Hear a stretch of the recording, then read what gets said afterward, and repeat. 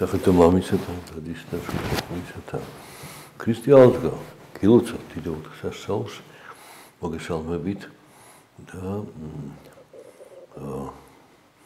ჩვენ თემატიკა იცით თქვენ, საღვთო ისტორიის საკითხებზე საუბარი, მაგრამ ამჯერადაც ჩვენ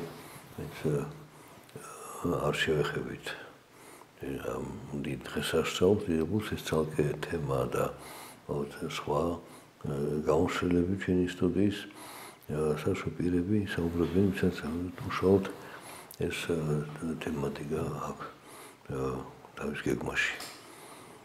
და ჩვენ დაუბრუნდებით ისაკეთ არებელას ცხოვრებას, რომ მათი მოღვაწეები თანდათან წარმართი მეფეები თუ დიდებულები ის განაგებდნენ ქვეყანას. ამ შემთხვევაში ეს გერარი იყო ფილისტიმი,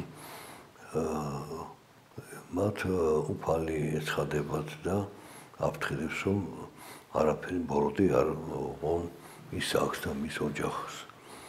და შეშინებულები მოდიან ისააკთან და ითხოვენ, რომ ბოროტი არ გაგკეთო ჩვენო. ნაწყინი ხარ ჩვენზე თუ რამე და მხარე ეს ჭები, რომელიც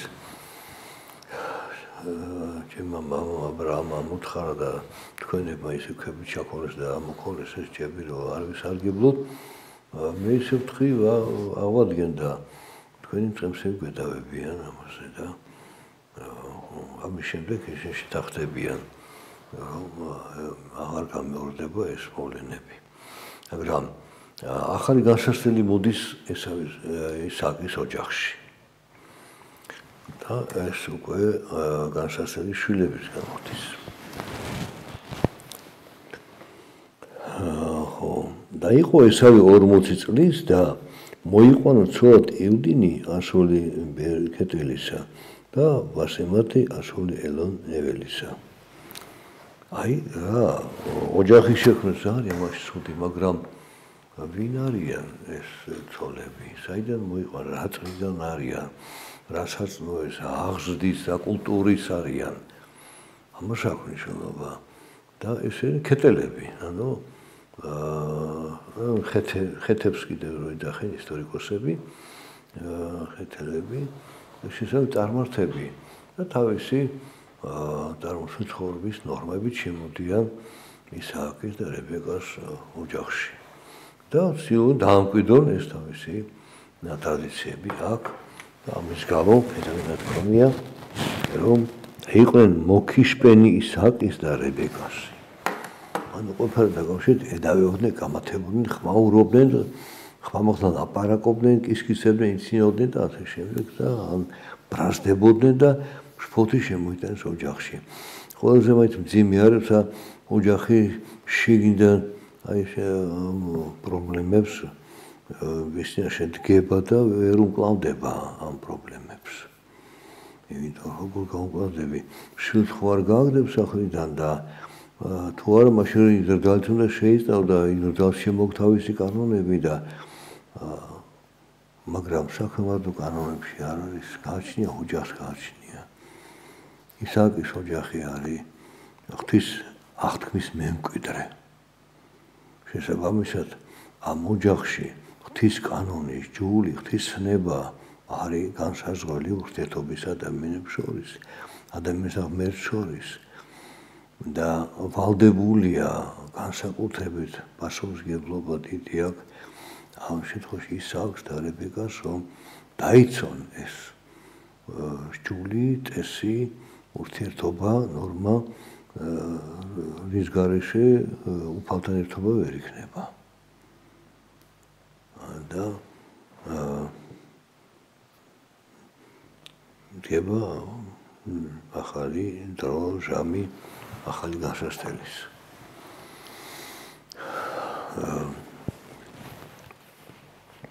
იყო როცა მოხუსტა ისააკი და მოაგდა მასთან თალის ჩინი და მოუხმო ესავს თავის უფროს ძეს და უთხრა მას ძეო ჩემო და თქვა აჰა მე და უთხრა აჰა დავბერდი და არ ვიცი დღე ჩემი აღსასრულისა.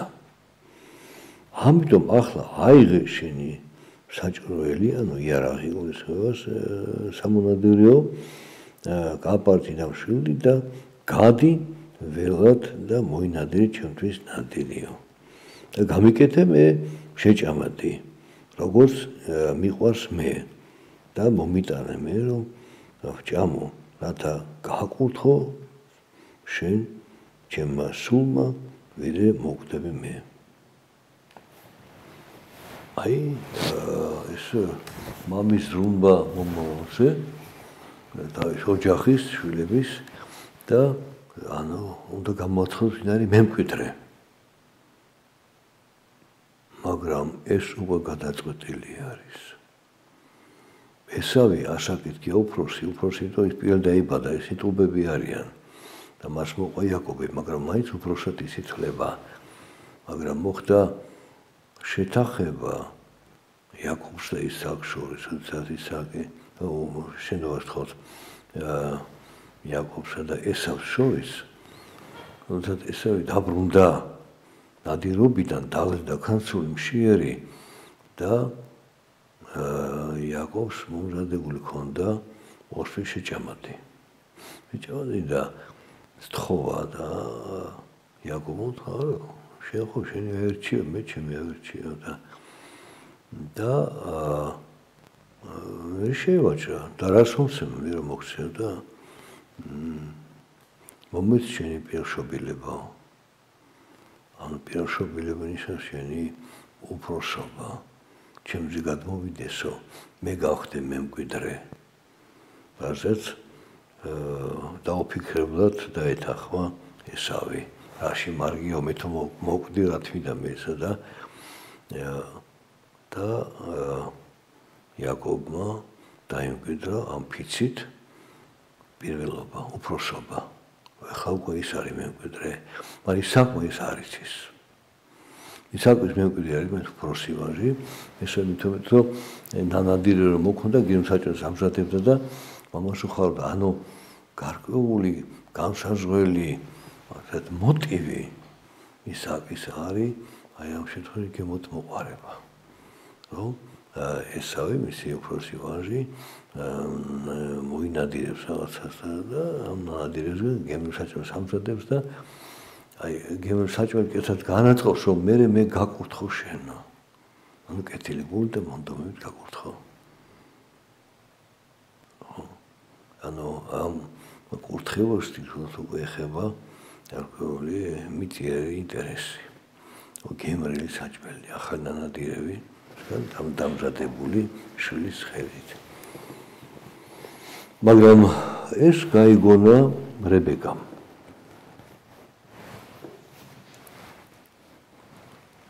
რებეკამ გაიგონა რომ ელაპარაკებდა ისააკი ესავს თავის ძეს და წავიდა ესავი ველად რომ მოინადირებინა ნადირი თავისი მამისთვის. და რებეკამ უთხრა იაკობს თავის უმცროს ძეს. აჰა მე გავიგონე მამა შენი რომ ელაპარაკებოდა ესავს შენ ძმას დაეუბნებოდა მომიტანე მე ნანადირევი და გამიკეთე მე შეჭამადი რათა ვჭამო და გაკურთხო შენ უფროსნიაში ჩემს სიკვდილის წინ. აი ეს მიუთანაშვილს და უკვე რებეკას უნდას რომ არ მოხდეს.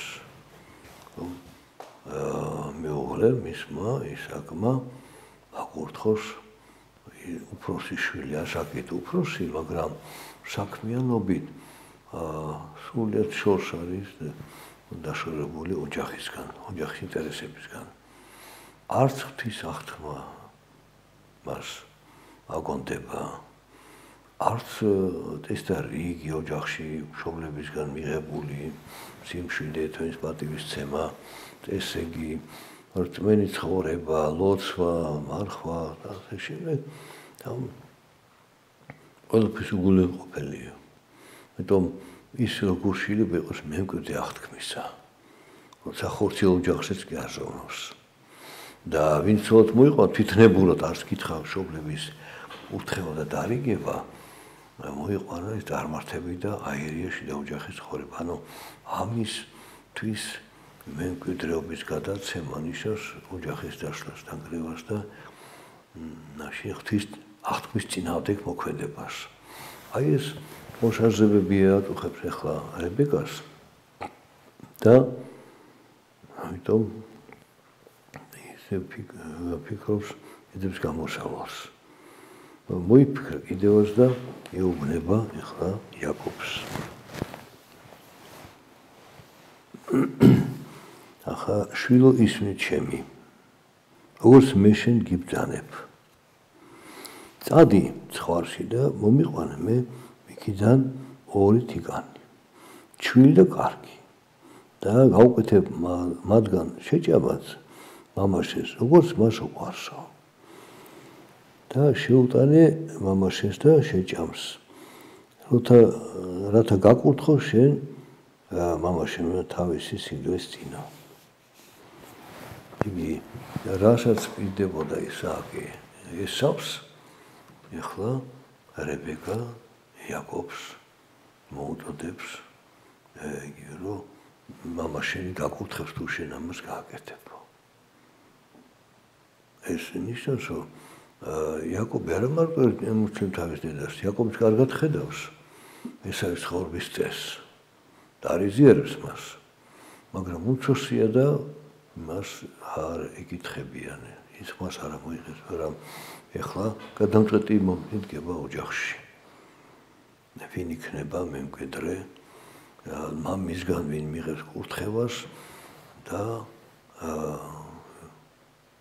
ამ კურთხევით ღვთის აღთქმის შემსრულებელი და გამგზელებელი ღვთის ემცნებებისა ოჯახში იქნება. რათა ღვთისმიერი ოჯახი იყოს და ღირსი ღვთის გულისხმის ყოფისა და ყურადღებისა და ფარველობისა. და ახლა თავადობს რებეკა თავის შვილს.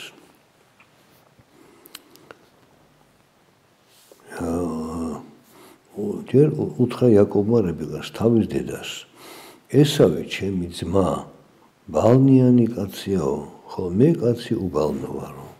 ანუ პანჯგულიანი იყო. ესეც ველურობის ერთ-ერთი ნიშანი იყო, ოჯახში არავის არ ქონდა ეს გამოვლენილი. ხოლო იაკობს პირიქით ზევითან აიყო კანი თქოს შიშველი და არი ბალანი არ იგრძნობოდა. და ამბობსო, როგორ ვაი თუ შემეხოს მე მამა ჩემი და ვიქნებ მის წინაშე როგორც საძულველი და მოვიწებ ჩემს თავზე წყევლას და არა კურთხევასო. აი იაკობიც იმასთან იხატება, რომ შეიძლება განცხადეს ეს სიცრუე, ზოგადად კი უარს არ ამბობს, რომ მან მიიღოს კურთხევა, რადგან მან მიიღო ფიცით თავის უფროსი ძმისაგან, რომ მიიღოს ის ესავის ნაცვლად მემკვიდრე აღთქმისა. ანუ დაპირების თანახმად უკვე ის არის პირველი და უფროსი.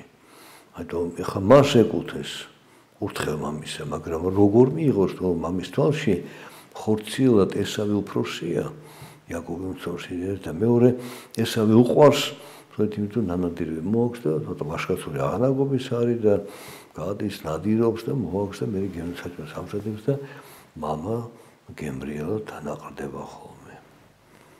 აი, ანუ უკვე მიწიერი ფაქტორი შეგემოთ მოყვარების ნაყროვანების შემოდის ფაქტორი აქ და არ არის შემთხვევითი, რომ რადგან გაძლიერდა მიწიერი ესეთი გრძნობები ისააკში, რომ მას უკვე სულიერი ხედვას ნაკლებად აქვს. ხედელობა დედა დაუფეითა. და შემდეგ ეუბნება დედა, რომ ჩემზე იყოს შენი წევლა, შვილო, ხოდ შეისმნი ჩემი ხმისა და წადი და მომიტანე მე. და წავიდა მოიყვანა და წანა დედას და აკეთა მისმა დედამ შეჭამანდი, როგორც უყვარდა მის მამას. ანუ ისააკს და აიღო რებეკამ ესავის თავისი უფროსი ძის კარგი სამოსი, მშვენიერი სამოსი, რომელიც იყო მასთან სახლში და ჩააცვა იაკობს, თავის უფროს ძეს. და თიკნების ტყავები მოახვია მის კლავებს და მის შიშოკისერს და მისცა შეჭამანდი და პურები, რომელიც გამზადა მის ეს ხელში იაკობს თავის ძეს. აი ჩვენაფერი არ მოყო საჭმელი უნდა მიუტანო. თუ უნებლეთ როგორ თქვა იაკობს შემეხოს ხელზეო მიხდება რომ მე ეს ასეთი ბალანი არა მაქვს როგორც ესავს აქო ეს ბაჯგულიანი არა ვარ და არა მარტო კლავებზე არამედ კისერზეც და ეს მარტოდ გადაწვა იმ დაკული თიკნების ტყავი და თიკანს პატარა უფრო ესეთი რბილი აქ ბეწვი და შეიძლება შეეშალოს. რადგან ხედელობა დაუქვეითა ის აქვს. ხილის შეხებით იგრძნობს რომ კი ალბათ ეს არის. და მეორე მხრივ რებეკა მოიფიქრა რომ შემესების საშუალებები ადამიანის არის სმენა, ხედვა, გრძნობა და ყნოსვა. ხედელობა დაუქვეითა, მაგრამ შეხებით ბალნიანი ხელებით უნახა დამშვიდება. ხმა იაკობს ვერ შეიცვლის, ამიტომ ხმით მიხდება რომ ესავის ხმა არ არის, მაგრამ თუ ხედელობა არ აქვს და შეხების უნარი აქვს, არ აქვს, ხო? შესაბამისად მას ყნოსვის უნარიც არ აქვს. აქვს, მაგრამ მიხდება რომ ესავის სამოსი, რომელიც სამუშაოდ არ იყენებდა ესავი, არც სანადიროთო მიდიოდა არა, მაგრამ პირიქით დასვენების დროს, სეინობის დროს, ბაღში ყოფნის დროს მას სხვა სურვილი ჰქონდა და აი ეს სამოსი რომ დასუნავს მამა შენი აუცილებლად და იგრძნობს რომ ესავის არის სამოსელი. ნიშნავს არა მარტო ატყუებ ესავს თითქოს, აი მიწით გაგებით, რომ ნანადირებითო ნანადირებ შენ და მიუტანო და დამასო, მეორე ჩემი სამოსით გამოიყენებ და არტუნა მამა და რადგან ის ვერ ხედავს უკვე ორი ესეთი მაჩვენებელი არის იაკობის სასარგებლოდ, ნუ რაც ეხება ხმას, ნუ ეს ხმა შეიძლება მე რაღაცად გაამართლოს რატო შეცვლილი. აი ეს არის განრახვა რებეკასი.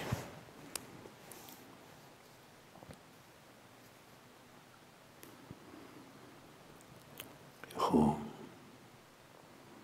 და აი როდესაც აი სამოსი აიღო ესავის ჩააცვა იაკობს და თიკნების ტყავები მოახვია მას 4 ტყავებზე და მის შიშოკისერზე.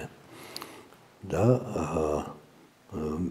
შიშოკისერზე იმიტომ რომ შეიძლება ხელი დადოს ქედზე დაიხარე შილო გამაგებინე რათა დამინახე ახლოს და შევიგზნო შენი სუნი. აი დროს დადებდა იქ თუ შიშველი იქნებოდა იცოდა რომ ესავის კისერი ასევე ბალნიანი იყო. და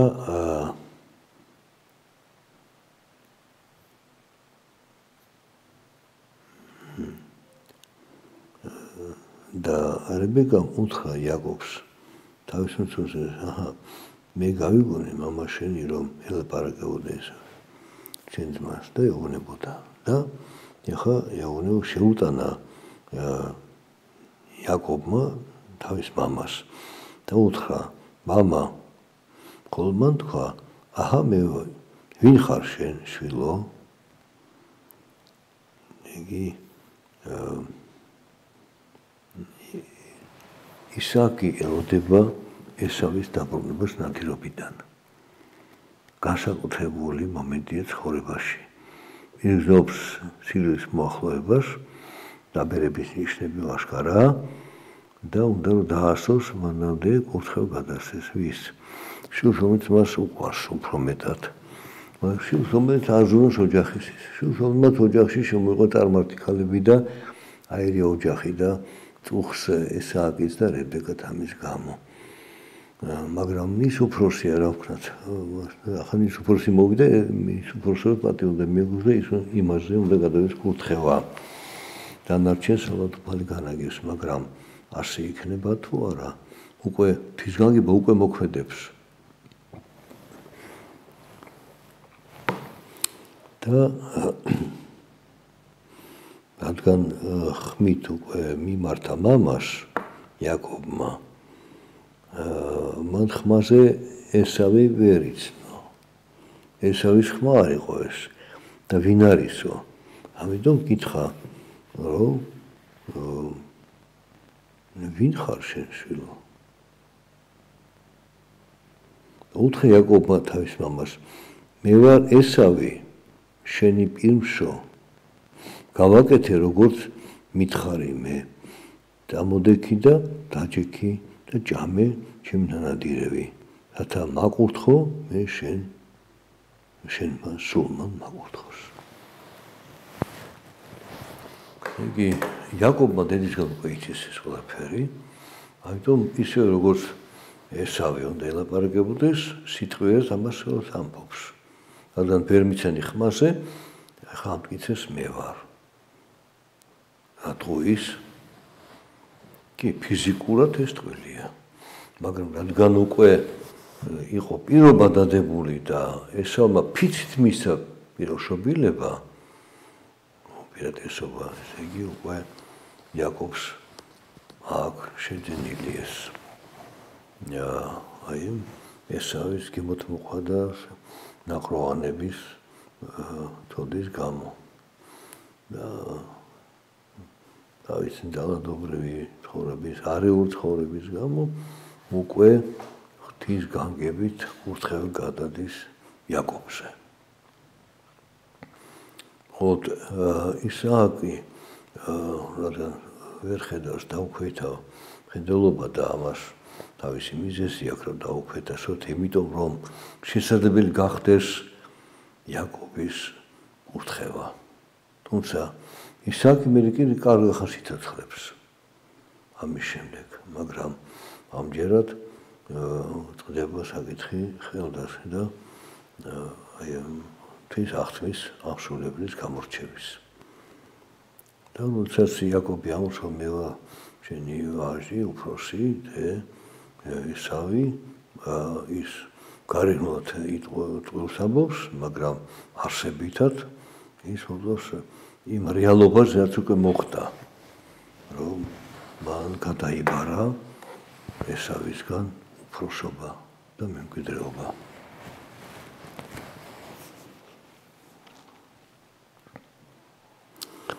და უთხრა ისააკმა თავის ძეს, რა არის ეს? რას საფათ იპოვე? შვილო, ხოლო მან უთხრა, ეს მომცა უფალმა შენმა ღმერთმა მე. ხო, ნადირობას დოჭირდება და ახლა აქ მეზობლად გადახვიდე შენი ბაქში და იქიდან წამოიყვანო 2 თიკანი დაკლა და შეამზადო, ну ამას ადო დაჭირდება, ვისაც თუ არ დაუკლე მოესებოდა ცხრის ან თიგნის დაკლას და შემდეგ მომზადებას, ну ახლა საათნახევარი 2 საათი გავიდა და ნადირობ ჯერ უნდა გახვიდეს ნადირობ, მე უნდა ინადირო და მე უნდა დაბრუნდე, მე უნდა მოამზადო. ანუ ნახევარი დღე მაინც აღჭირდება ამისთვის. და ნახეთ, დროის შეგრძნება აქვს, ის აქვს. სუნის შეგრძნება აქვს და სმენის შეგრძნება აქვს. ესე იგი, ის ხდება, რომ რაღაც ისე არ არის, როგორც აიყოს. აი, დროში მალე მოვიდა და ხდება გადამოწმება კიდე.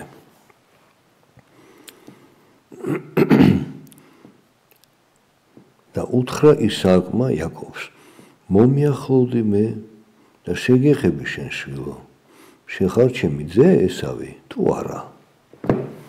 აი უკვე ისააკში ეჭვი შეიპარა. რაღაც არ ემთხვევა ერთმანეთს. მალე მოვიდა, ხმაც სხვა აქვს.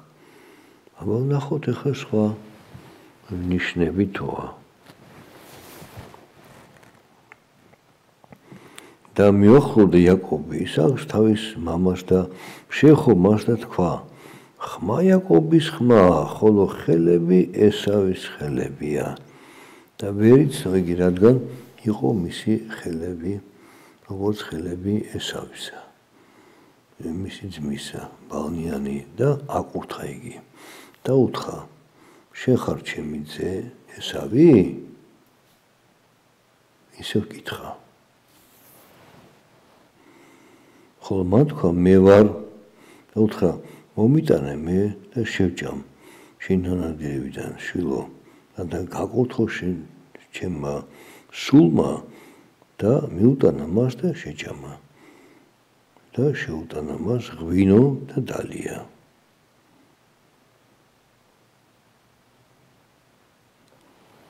აი უკვე შეხებით ხელით იხდა.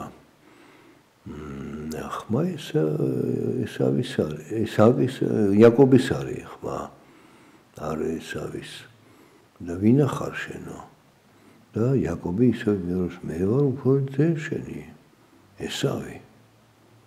ხმა რატო შეიცვალა? ხანდახან ხო დილით აზე ხმა იცლება, ან დაღლილობაზე ხმა იცლება, ან თქვათ ქარზე გარეთ ნამყოფია და მაშინაც რაღაცა შეიძლება გარკვეულ დიაპაზონში ხმის ხდება და არ არის გამორიცხული აქ. და ეხლა ახალ გამოსას უტყობს. მე ისააკი და უთხრა მას იასაკმა, მისმა მამამ, მომიახლოვდე მე და მიამბორე მე შვილო. და მიახლოვდა და იამბორა მას და იყნოსა სუნი მისი სამოსისა და აკურთხა. იგი და თქვა, აჰა, სუნი ჩემი ძისა. აი ხედავთ უკვე ხელები შეამოწმა, ეხლა სული დამკვიდრა. ის შეჭამანებდა მომზადებულიყო ნანადირებისგან, ეს ფაქტიც ანუ სიტყვა ამის შესახებ დასტურდება და ბოლოს ამოსო ეს სუნი ჩემი ძისა ესავისა, როგორც სუნელი სავსე მინდვრისა, რომელიც აკურთხა უფალმა და მოვთეშა ღმერთთა ცვარიცისა და პოხირება მიწისა და სიმრავლე ხორბლისა და ღვინისა და დაგემოვნო შენ ხალხები და თაყვანი გცემდე შენ თავრები და გახდი ბატონი შენი ძმისა და თაყვანს გცემდე შენ ძეები შენი მამისა. მაწევარი შენი წეულ იყოს და აკურთხევი შენი კურთხეულ იყოს. და იყო, აი ეს არის კურთხევა ისააკისა და ეს ბოლო სიტყვები განსაკუთრებით მნიშვნელოვანი, რომ მეორდება ის სიტყვები აღთქმისა ღმერთთან დადო აბრაამთან. რომ შენი მაწევარი მე წეულო და აკურთხევი შენი ვაკურთხო. ეს შო მომავალში აბრამის ერთ მოდგმას ებრაელთა მოდგმას მოუწევს წარმართებს შორის ცხოვრება და ზოგი მიიღებს მათ, ზოგი შეებრძოლება წინააღმდეგება.